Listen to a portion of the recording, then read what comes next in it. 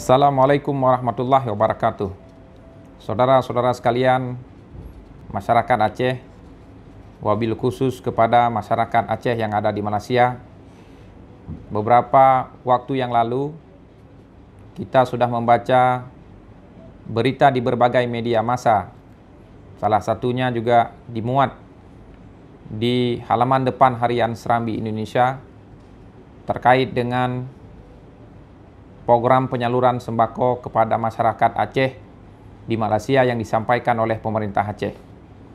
Di Harian Serambi Indonesia dengan judul Aceh siapkan 10.000 paket bako ke Malaysia. Di sini juga kita baca pernyataan Datuk Mansur, belum ada pemberitahuan dari KBRI, artinya terkait program ini. Kemudian di pemberitaan media